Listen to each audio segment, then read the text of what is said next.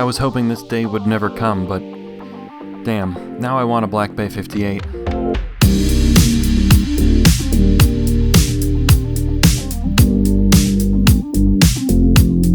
My buddy Time Titans just got this in and it's for sale. It might be gone by now. It's gonna sell quickly, and that's because it's really great, for me. This is the Tudor Black Bay 58 bronze, and it came out only a few months ago. If you're not wrist deep into this black hole of a hobby, you might be confused and understandably have some questions. Didn't Tudor already do a Black Bay in bronze? Is this any different from other Black Bay 58s? And 58 what? And why does it look so dirty? And I'll never forgive you for selling your Santos. Come on guys, that's not even a question. It's true, this is not the first Black Bay with a bronze case. There have been two before this. There was one with a slate dial and one from 2016 which, on first glance, looks identical to this latest Black Bay bronze, but of course it ain't. Unlike the two previous bronze Black Bays, this charmer is a Black Bay 58. That means that instead of using the 43mm case of the other bronze watches, this one is 39mm in diameter. And instead of being almost 14mm thick, it's just under 12mm thick. It also has a length of 48mm, a water resistance of 200 meters, and it takes 20mm straps, or as you've certainly noticed, a 20mm bracelet. This is Tudor's first bronze bracelet, and it's a treat. Bronze bracelets are a relatively new combination in the watch world. In fact, the first Swiss watch with a solid bronze bracelet came out only in 2020, the Oris Holstein edition chronograph. So despite being a material that humans have used for millennia, bronze in watch design has been a relatively rare thing. And it's curious that we've seen an increase in bronze watches over the last decade.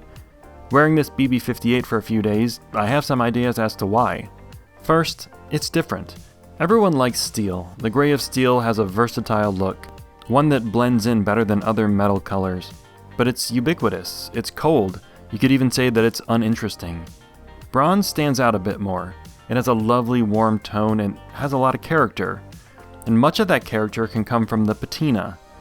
As bronze oxidizes, it picks up unique colors, darker tones, even some green. It ages. Sure, steel ages too, with scratches, but bronze feels much more like a living thing. I like how this Black Bay looks, even after only a few months of exposure. Compare this watch to the links that the original owner left sitting in the box. It provides a pretty clear before and after. And if you prefer the fresher look, there are ways to clean bronze watches and get them close to the original appearance.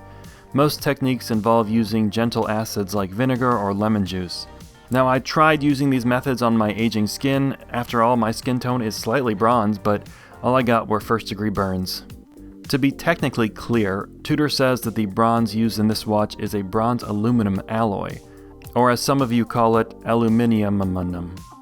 Bronze is about 10% denser than steel, but I'm guessing that aluminum lightens this watch, because it only weighs about 135 grams, which is about 10 grams less than the steel version. The case back of the watch is bronze-colored PVD steel.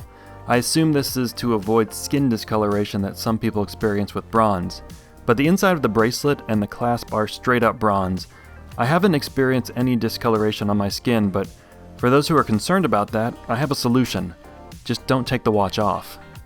Honestly, that's how I've been feeling. I don't want to take this thing off. On my 18cm wrist, the Black Bay 58 is just so damn good. This is not a surprise to me. I've been lucky enough to try on a few BB58s, and I know that they kinda have perfect dimensions for my wrist.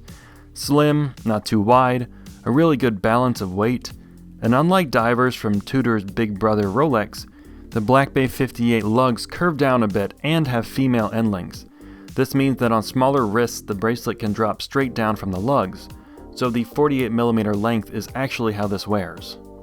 But perhaps the best part of the bracelet is the TFit Clasp. It's a spring-loaded quick adjustment system. The TFit allows you to change the length of the bracelet in 5 increments, totaling 8mm in length. Again, I think Tudor outdid Rolex here by including a spring in the system. This allows the adjustment to close naturally rather than pushing it shut. It's a small thing but a really nice touch.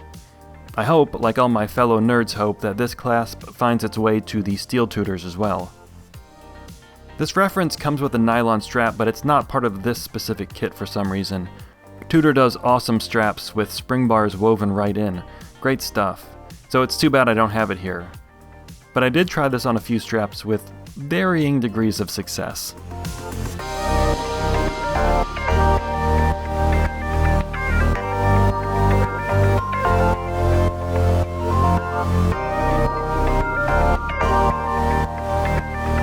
Inside the watch is the in-house caliber MT5400.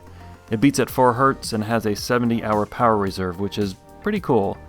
The movement is COSC chronometer certified, which is already good, but Tudor makes further adjustments on it, bringing it to a variation of better than -2 to +4 seconds per day. Once again, nipping at the heels of Rolex's -2 to +2. So why is this the first BB58 that I want? The clasp is nice, but that's not it. The movement is great, but I can't remember the last time that inspired me to buy a watch. And it's not the price. At $4,625, this is $800 more than the steel BB58. And besides, this bronze is exclusive to Tudor boutiques and selling for premium on the used market right now. I want it because, quite simply, I like the look.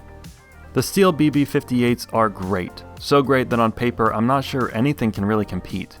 But, how to say this politely, I find them boring. They're great. But when I look at them, they don't get my heart racing in that unnatural and perverse way that watch collectors know. This though, yes, this does it. It's not just the bronze case and the bronze bracelet, though I do like those. But one of the things that really does it for me is the numerals. For me, those tiny numbers take this from meh to yeah. Their size, the fact that they're filled with lume, and especially their font. I wish the modern Rolex Explorer used this Helvetica-like font. I find it much more appealing than whatever these wide boys are. I also like that the dial text is very subtle. Some Tudor watches not only have too much text, but high contrast text, like white on a dark blue dial. This text though is nearly illegible, and I like that. But the bronze BB58 is far from perfect. There are a few things I've noticed here that are a bit surprising to me. First, I find the 60-click bezel hard to grip. It sits low and thin and does not overhang the case at all. That means that to turn it, the best angle is to push down from the top. I don't use dive bezels much, but I know many people do for timing things like coffee or how long they have to wait before buying another watch. Another issue I have is with the anti-reflective coating on the crystal, if there is any at all. I assume there is, but it's not terribly anti-reflective. I get a lot of glare on this crystal. This is often a problem with domed sapphire. It's lovely, but I find it hard to video and photograph. And if I can't get likes and subscribes from my watches, then what's the point, am I right? And finally, I noticed some poor finishing on the minute hand and dust on the hour hand. I'm not as picky as some people about this kind of stuff, but I did notice it, and it kind of bothers me. But if you need perfection in your $5,000 watch, you might want to look elsewhere, like deep in your heart, so that you can realize that you shouldn't be buying watches. I'm not going to buy this watch, at least not right now.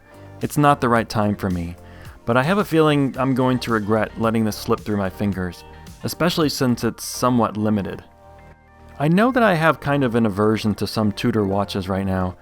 Everyone loves them, many people have them, and that kind of popularity turns me off. But when I look logically, I see exactly why they're popular. These watches, especially the Black Bay 58s, are ideal. In size, in price, in heritage, in technical capabilities.